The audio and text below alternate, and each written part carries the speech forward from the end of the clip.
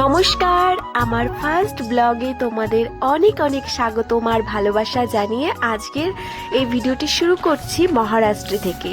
আর প্রথমেই আমার পরিচয়টা দিই। আমি বিউটি, অত্যন্ত সাধারণ এবং নিম্ন মধ্যবিত্ত ঘরের একজন মেয়ে, এবং আমি তোমাদের সাথে শেয়ার করব মহারাষ্ট্রের ছোট্ট জায়গায় আমি কিভাবে থাকি এবং কোথায় থাকি, কেমন জায়গায়, সেগুলোই শেয়ার করব।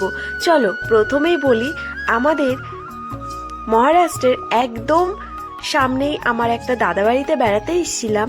তো সেখানেই একদম বাড়ির সামনে একটা ধাবা আছে।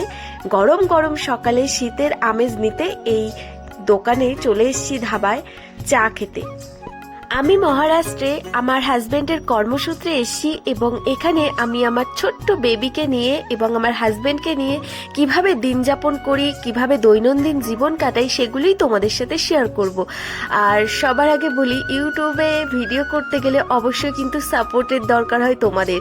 তাই আমি অনুরোধ করব তোমাদেরকে যে আমাকে একটু ভালোবাসা দিয়ে একটু আপন করে নিও।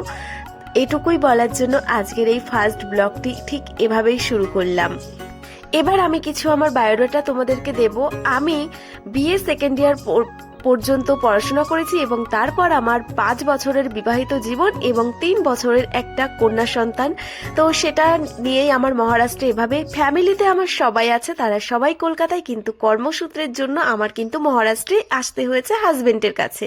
তো এখানেই আমাদের দিন যাপন, এখানেই আমাদের দৈনন্দিন জীবন তোমাদের সাথে শেয়ার করব। এটাই হচ্ছে আমার সাধারণ জীবন যাপন।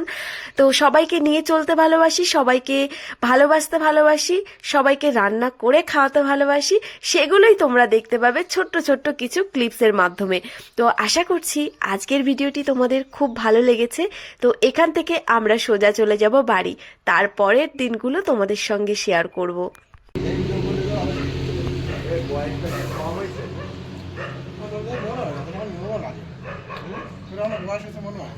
বয়স হয়নি, মানে আমি বলতেছি, মানে এখনকার যেমন আসলে মানে যেরকম ক্যামেরা ধরার প্রতি এক্সপার্ট। আমার 35 বছর বয়স হচ্ছে, চলতেছে রান্না। হ্যাঁ, আমার তো বেশি কম।